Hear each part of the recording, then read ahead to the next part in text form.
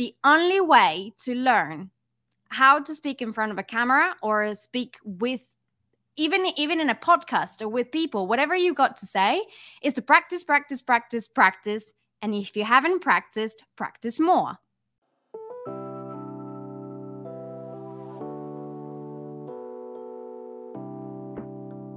You're listening to Social Media Storytelling.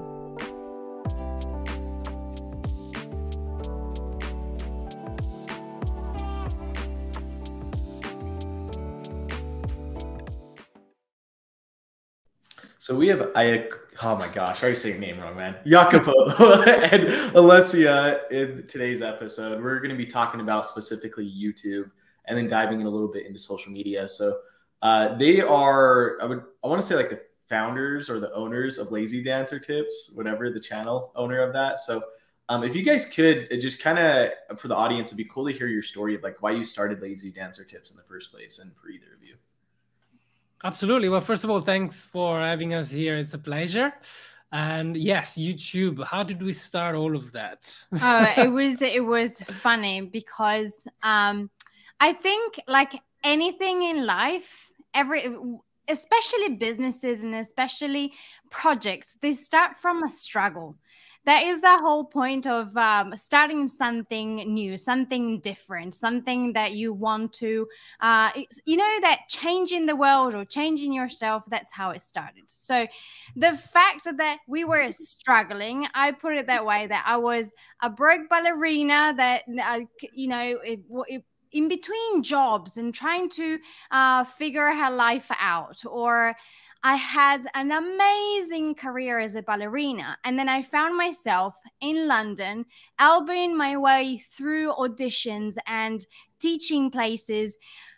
I just was not happy at that point. And I couldn't find that's the funny thing, is I couldn't find a studio either to rent out to teach myself or someone that would give me a job as a teacher when I was not performing. So I said, how am I going to do this? So how are things going to happen if no one wants me or I can't find anything to do?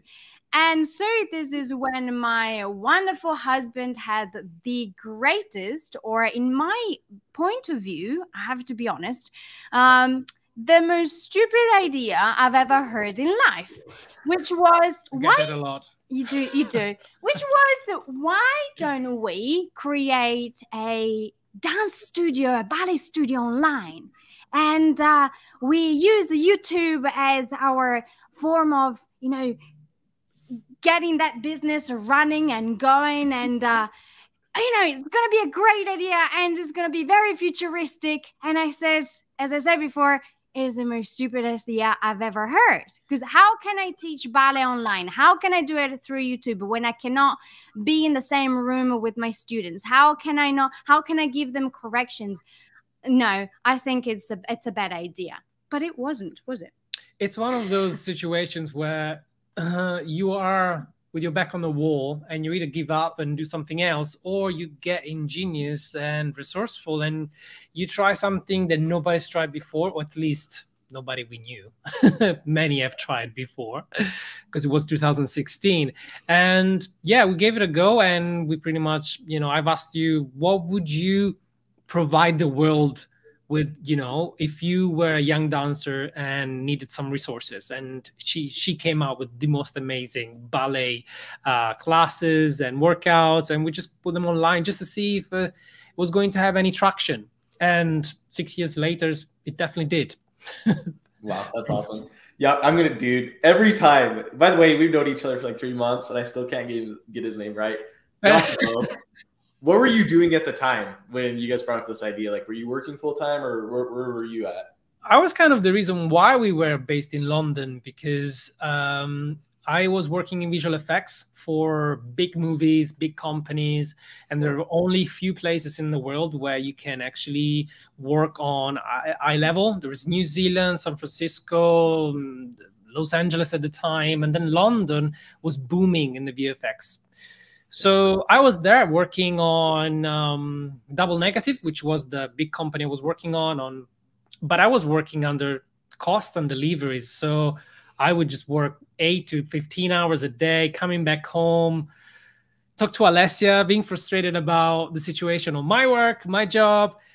Maybe you were in between jobs, so you were complaining about that. And so I on tour somewhere. I was making decent money to work in London. To live in London, you need to make good money, otherwise you just don't survive. But it was very stressful. So there was a lot of tension in between our lives. We needed to change it somehow, and we were pretty much forced to do something else. Also because I started thinking, I'm very stressful and I'm in my 30s. I don't know how much I can keep up, because these young people just coming out of school, they can do what I can do faster, better, and cheaper. So like, okay, maybe we are onto something. We need to change perspective and find new avenues. Dang, that's awesome. I love your guys' story. Obviously, like, the cool thing about YouTube, starting a YouTube channel, it's just like a business, and any business is going to go through their struggles.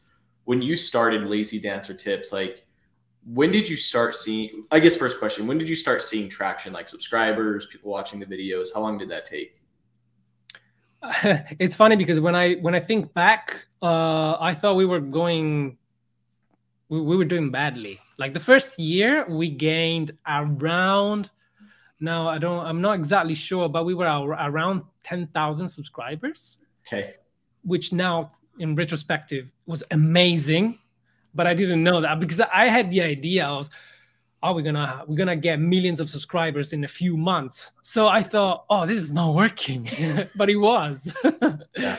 So I think the most struggle we had at the beginning, because you create lots of videos that take a long time, you upload them, you get very few views, and at the beginning, I think I don't know about you, but I felt like at the beginning was really steep, the curve of actually getting some traction. I think what we were struggling with was the fact that without even knowing, like, we didn't have a strategy. We didn't know what we were aiming for. We didn't really know what we were doing. So we just kept on delivering content, hoping that the revenue would actually support us at some point. But that didn't happen, and I don't know. Obviously, we were hoping that YouTube would say, "Yeah, we're gonna make millions out of that." That was my great business plan, by the way. It was not a business plan, but hey, we've learned. We knew nothing. We literally knew nothing. Like the big struggle was to find a habit. Find also.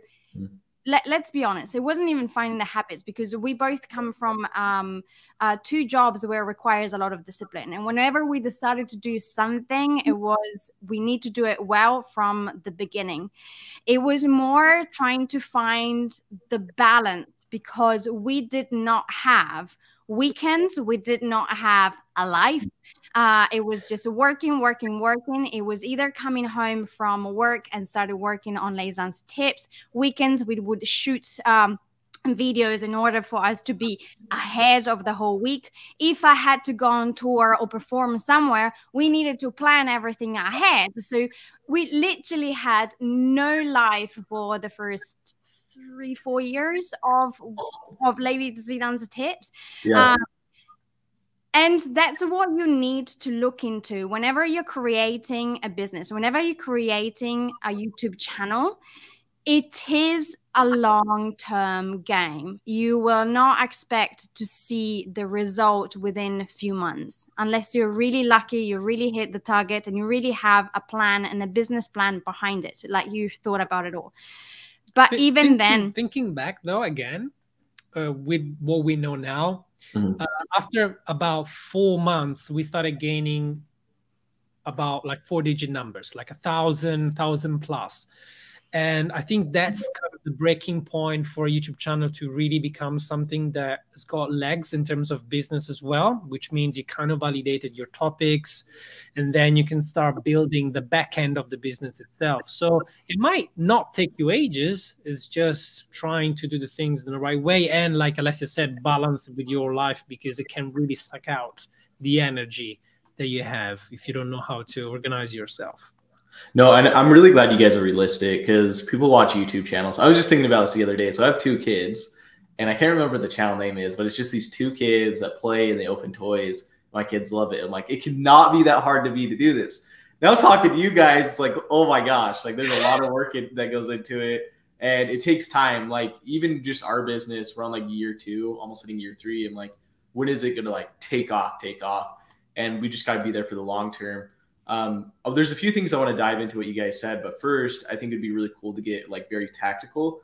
When you guys go and record a video, could you walk us through like very specifically every step? So recording, editing, posting, like research, and then posting like the whole enchilada, very detailed. If you guys could, that'd be awesome.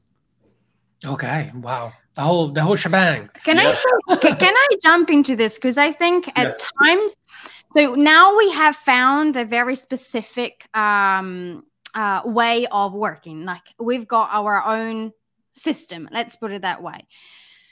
Even into finding the topic, knowing what you're talking about, or what the title is going to be, and blah, blah, blah, which Jacopo is going to talk about this because he's very good with systems. He loves the system. I'm on the opposite side. I'm the one that goes, yay, let's do things, all right? So the thing is that we started the channel with the yay, let's do things because I had no idea otherwise how else to do it. So whenever I created, let's put it on the artistic side, whenever I created the videos, it was more, what do I want? If I were younger, which then at the end it turned out that I was actually talking to adult dancers, but that's another topic we're going to talk another day maybe. But it was more the, if I had a ballerina in front of me, what would I talk about? What am I interested in? What makes me happy talking about? So that is it needs to start with something that you absolutely adore, you absolutely love, and go for it. All right. So without really thinking about a structure, well, you do have a structure, but you want to have a specific topic. So thinking about your topics as the things that make you happy, and that would have been very useful for the younger me. All right. So that if that is the thing that you want to talk about, that was my artistic way to come out with content, to feel good in front of the camera, because it's never easy to be in front of the camera, especially if you don't know what you're talking about. You're a little bit afraid to start something new, and so go with something that is comfortable, something that makes you happy, and that if you have someone else in front of on the other side of the camera, would smile and say, oh my gosh, that is really helpful, and thank you for sharing that. That's the kind of reaction you want.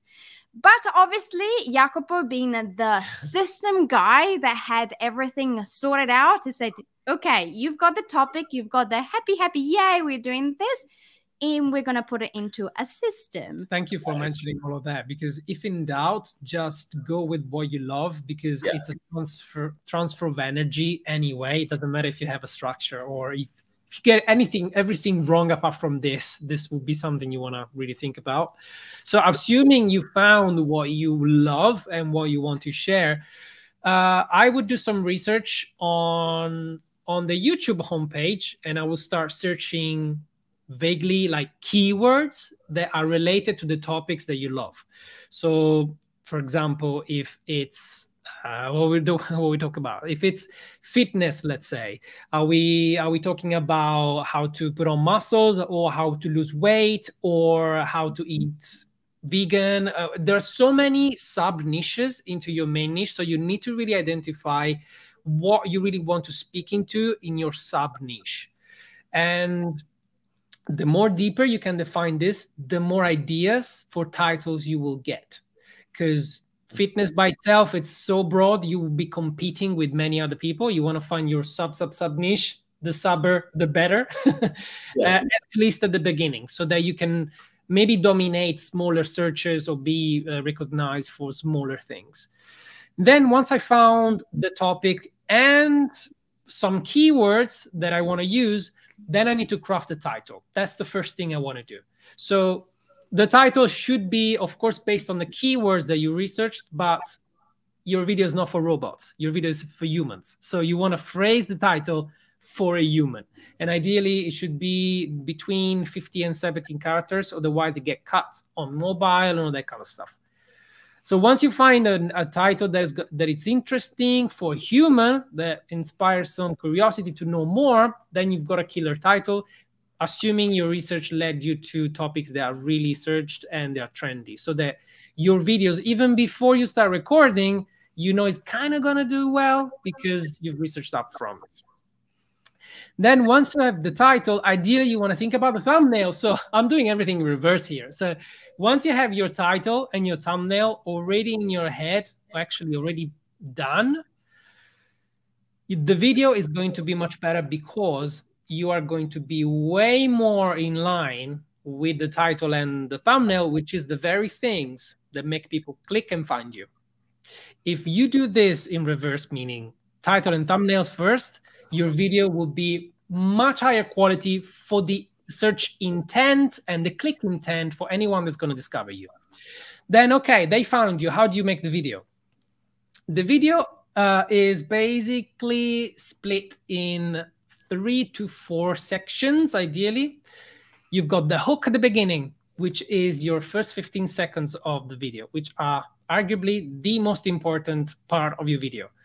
You need to really make sure you clearly state why people are here and why they made the right decision clicking on the thumbnail. Because otherwise, they will have 3 to 4 seconds to choose to click away and watch something else. They've got plenty of choice. The video is your baby. It's not anybody else's baby. So don't fall in love with it. Just be brutal and just make sure you've got the most exciting 15 seconds of your video at the beginning of the actual video. Then once you hook them in, then you need to deliver on the promise that you promised on the title and thumbnail. So that's your moment to experiment. And what we usually do, what I like to do, like as a system, we both do. System boy, now. I like to have bullet points of the main things I want to talk about, what I want to cover. It doesn't matter what it is. I don't want a big script. I want bullet points so that I can record the little section of each bullet point separately. So it's easy for me to stop and check the script again. So it's easy to record. It takes me less time when I'm recording because I planned it beforehand. And then I record all of the sections of the content. I usually record the intro and the outro at the end of the video because once I've recorded the whole video, I know what I've talked about. I know what the golden nuggets are, and I can have better ideas for the intro. So I record that at the end, and I can make it snappy and enticing, and I can think about the B-rolls after that. In the ending, this is tip of the pro for anybody listening wanting to kill it on YouTube. The ending is your chance for your videos to become episodic, like on Netflix. You know, you've got the watch next thing. You've got the end screen at the end. So you don't want to end your videos with thank you for watching. It's because as soon as you say thank you for watching, people will thank you back and leave. You don't want that. You want people to stay. And what we usually do, we kind of finish the video in an abrupt way.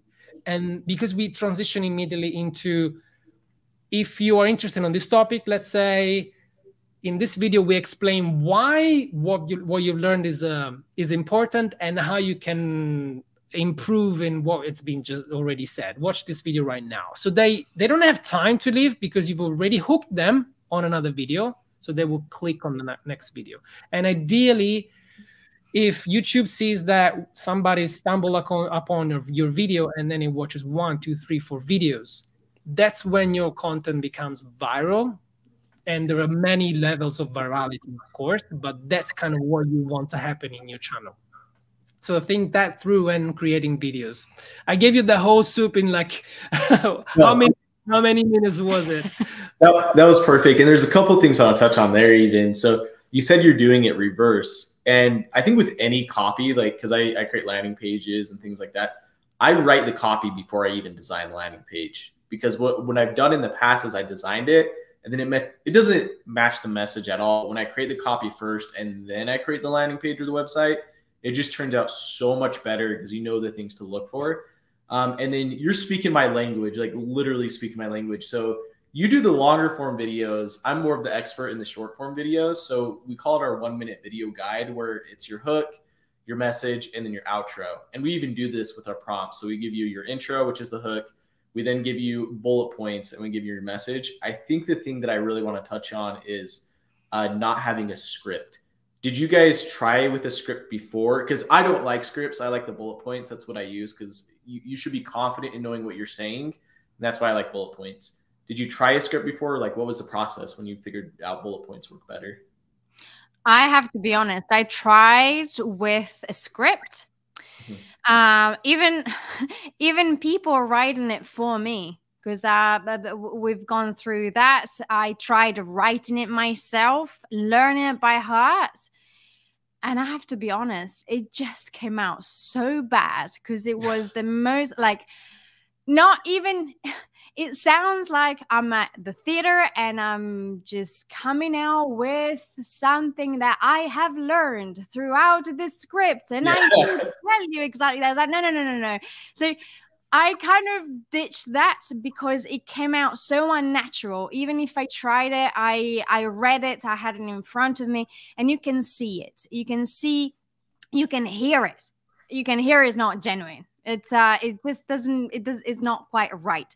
So I'd rather find a way to know exactly what I'm talking about in my bullet points, practice those, even if it is different wordings coming out, even if it is about speaking and trying to figure out different words, but especially learning how to, and I tell you this because it's very good for videos and editings and everything that comes out, how to learn to stop the and the hum and the and the that is the most important part. So once you know what you're talking about, what your script in your head is, what your bullet points are, learn especially how to stop saying hem and hum. Then you're set, because you can edit the video with the good stuff that you've just said. Don't be afraid also to practice in front of your iPad, your phone, your camera, whatever it is. Try, practice, watch it back and see where you've gone wrong, what you can cut out, what you need to improve. The only way to learn how to speak in front of a camera or speak with even in a podcast or with people, whatever you got to say, is to practice. And if you haven't practiced, practice more. All right? Because this is what it's any discipline, especially ballet dancers, they know that you've got to practice to make perfect. It's not really perfect. It never becomes perfect, but you get better at it. You shared, though, something that at the beginning you were doing that. And of course, practice makes perfect. But then you said, when I started attaching faces, or at least like thinking about the comments that I receive and thinking that I'm speaking to these people instead of just the camera, you made the switch as well. So maybe also thinking about having this ideal audience in mind, which is one person, because maybe it's easy to visualize. It's also something that might be. Oh, it's very. Thank you for pointing that out. I missed that said one. It. I did. No, I did. It's so true. But sometimes I go off the tangent and I kind of talk about lots of things. But it's true. The camera becomes, at first, it is scary. You're talking in front of the camera and there's this black thing just looking at you and you go, oh no, why are you doing that? Stop looking at me. Even if it is a phone and you're looking at that phone and you see yourself, it just doesn't work. The moment you receive a message, the moment that you receive a comment, the moment that someone even gives you a little love, that little love is not, it's not just a love. It's not just a comment. It's a person that is on the other side that has seen what you've given them. And they've seen your videos, they've seen your content, and they're waiting for more. There's almost like, I don't know if you ever see my face, but it's this cute little face, kind of anime style in front of it. Oh my God, she gave me that. So you got to imagine that person just waiting for the next content, and you're just talking to that person, and that person on the other side is the most excited person ever. Yes, you will have angry people as well, but ignore those. That's not your problem. You know, they're having a bad day. Forget about the bad comments. Concentrate on the good comments, because those are the most important ones. Yeah, very good. Very important. Keep that in mind. I don't think bad comments are bad at all, by the way. And I don't want to digress too much, but I think if you get bad comments, it means it's the certification that you're doing something right. So just want to leave it at that. I love that, because sometimes I'll get bad comments and I'm like, meh, well, I'm helping. Like, look how many people saved this post, how many people shared it. Like, it's one person, you know what I mean? So, and they're the biggest fans because they actually spend time giving you a bad comment. Yeah, way more than somebody else would do. So thank you. Yeah, exactly. It's just helping your engagement. But that was really cool, because even for me, sometimes, like, I've been recording for about 4 years, short form content. Like, I forget, I got to treat the camera like an actual human being. And I think, like you guys said, practice makes perfect. It also takes time to practice to find your own voice. Like, we talk in person, we don't think about it, right? I get on the camera sometimes, I'll stand up straight, I'll be like overly excited, just a ridiculous person that, like, I'm excited, but not that much. So it took me time to find my voice too, like, to actually be natural. And that's when my videos started performing better. And then I know we're heading up at 26 minutes, but I want to talk about, lastly, just social media. How has social media helped your guys' channel? Like, we're talking about IG Reels, TikTok, like the platforms instead of YouTube. Well, social media is the lifeblood of everything we do. Social media is the media that we should be on in 2023 and 22. If it wasn't for social media, we wouldn't even be here. I mean, it's everything. And of course, at the beginning, we made one mistake with social media, which I'm going to say, we wanted to be everywhere. So we decided, okay, let's use YouTube, and then be everywhere. Pinterest, Instagram, Facebook, send an email, and then a blog as well. Why not? So I think we did like 6 months, but trying to do all of that, and it almost killed us. So social media can be deadly. So at the beginning, we decided, okay, let's double down on YouTube, and that's how it grew. But then now we want to expand, because the more verticals you've got on social media, the more touch points you have with your audience. And it is a fact that some people use YouTube in one way, others don't want to spend their time on YouTube because they want to stay on Instagram, and we would miss out on Instagram people if we didn't post there. The same thing applies on any other platform. So I think, we're trying to balance the main one versus, okay, can we... And also, the important thing to remember is that every social media and every platform has got its different, its own language and culture, and culture. So you need to learn specifically what each platform needs. It's not that the YouTube video is going to work on Instagram, and Instagram is not going to work on TikTok, or vice versa. So it's up to us to understand what we need and how to deliver our voice, our content in the language of that specific social media. So it's important that we all know specifically each one of them. That's why we got in contact with Devin, because we need somebody that knew the language of short form content, and it's been a great relationship so far. So one thing that you mentioned too is, like, each platform behaves differently. And I think I heard this like a year ago. I think it was our co-founder. He said, I can't show up to a black tie event in a t-shirt and shorts, or I can't show up in boxers, or it's going to look weird. And it's funny, but it really is that way. Like, if you post hashtags on Facebook, you look like a clown. Like, you do not know you're not doing what you're supposed to be doing. Just hashtags, like, that little thing makes you look like you don't know what you're doing on social. So I love that you mentioned that. And then I want to end with this. We've been talking a lot about, like, work-life balance, especially with video. And so I want to touch on, like, first, how do you guys keep a work-life balance, especially when you were doing both of your jobs? And then second, I think you guys have probably faced creator's block. A lot of people have. I know I have. How do you get through the creator's block? And if you guys want to answer both or one of each, that'd be awesome. I think somebody said there's no such a thing as work-life balance. There is work-life integration. And I'm afraid I don't remember who said it. It definitely wasn't me, but I believe that, because you've got to integrate it in your life, and you cannot just spend, okay, now I'm completely in vacation and now I'm completely working. You need to sort of find a way of constant, like do a little bit every day in that is not gonna overwhelm you over time. And I think we took a long time to understand that, especially when we were both working. And giving ourselves boundaries. I think that is the important thing, is telling ourselves when to stop. Because otherwise, especially when it's your baby, it's your business, it's your thing, you never stop. So we put down boundaries, as in we don't talk about it. We don't talk about work when we wake up in the morning. We give ourselves time to spend with each other. So we have coffee, we just chit chat about anything, we listen to music. Even though sometimes I have to be honest, it doesn't happen because I get excited that I've thought about something during the night. But, you know, I try my best. We need to stop at night at a certain time. Otherwise, we keep on working until later on. It needs to, like, at some point, it needs to stop. Regarding the blocks like the creator's block, which is almost like having that white canvas in front of you and go, I have no idea what I need to paint today. Yes. Right? So that's exactly that.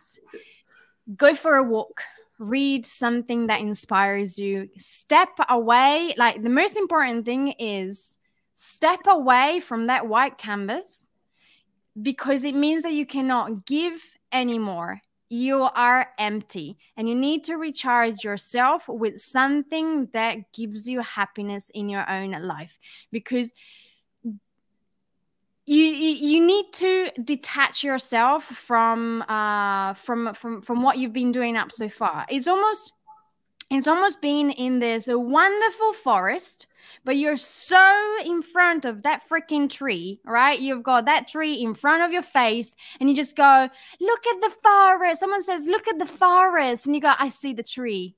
I just see the tree. I see the tree. I was like, but there is a freaking forest around it. No. You're wrong. There is only a tree. So the only thing to do is to have that person, or you by yourself, to remove yourself from the tree, in front of a tree, and go for a walk and turn around and do something different. Because inspiration comes from the silliest thing that you do every day. It comes from something that you do with your kids, or with your family, or by just walking around town, or just talking to someone that has got nothing to do with your business, and they do something totally different, like a florist. I don't know. So I think we overestimate how much active thinking we do. It's more like we do the active thinking to set an intent. Then we need to let our brain actually get on the solution. And like you said, the only way to do it is not thinking about the thing that you want to figure out. And sometimes also being honest and ask yourself, am I trying to copy others and that's why I'm stuck? Am I really expressing myself? Am I enjoying this or not? And if you're not, it sometimes it happened to me. I had to say, you know what, I don't enjoy this. Why don't we try something completely free from all the boundaries? And the excitement comes back. We've done it very many times in the past years, and it always worked. So this is funny, but Alessia, when you're talking about like the white canvas and step away, or the forest, I love to play basketball, and there'll be times where like I can't do good. There'll be like a week slump. I literally step away for like a week or two, and then I go back, and it's like the best basketball I've ever played in my life. It's because I'm overthinking it. I'm like in my head, I'm like, oh crap, am I passing too much? Am I shooting too much? So when I step away, I like appreciate it, which is like, I think you appreciate recording the video content because you're helping these people. So when you step away, and same thing for basketball, like I appreciate it, so I have more fun. I'm not overthinking it. So I think with anything, business, a YouTube channel, social media especially, there's so many videos you have to create and be overwhelming. I think just stepping away was an awesome tip from you guys. Okay, thanks guys for hopping on. This was such a fun episode. We're gonna put your YouTube channel on here. Is there any asks that you guys have for the audience that's listening to this episode? What do we want them to do? Oh, yes, we've got all of the websites over there. That's where you can find more about what we do, for sure. It's Lazy Dancer Tips, or my name, which is impossible to pronounce, but we've got it there somewhere. The exciting thing is that we are now thinking about doing something together on the business side. So we want to really condense all of the things that we figured out. We didn't invent anything, but what we experimented with and actually got results with, we want to help people with. So we will come out with new content based on what would we like to see if we were us 5 years ago, and speed up the process of maybe reaching a 6-figure on your online business. So this is what we're trying now to plan ahead for. So 2023 is going to be interesting. So keep an eye on our profiles, because you'll have chances to discover what we have in store for you, for everybody, as many as possible. This could not have been a better episode, because I think your channel, isn't it how to get 6 figures on YouTube? Like how to get to, or what is it again? Actually, we are actually molding it into what we know, finding our voice as well. But we really want to find a way for people to sell more, actually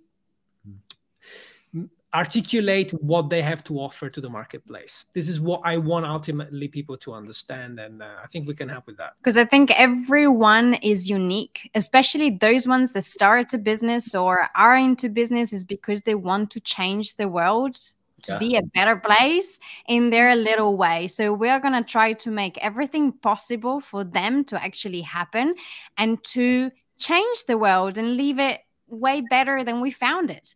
And so we are here, we're doing that. And hey, we're in this together. If we can help, you know, by showing what not to do, especially how, you know, the struggles that we had, and make the path way easier than we had it, then, you know, come and join us. Come and join the online revolution. Well, it's funny because, like, even for our business story, like, you think, like, you really think, like, who needs video content help? And then we go to people like you that are like, guys, this takes like hours every single day. I could be making hundreds of dollars like in a day, but instead I'm editing a video or trying to post it. So I think, like, there's so many little things. Like, even our company, you asked me 10 years ago and I said, you're crazy. And I'm like, no, everybody needs this. Like, we're saving you time. We're making your business better. So it's just cool that everybody has their own way. And I love that you guys are doing that. But thanks, guys, for hopping on. We're going to end the episode, and we'll see you guys next week. Sure. Thank you again for having us.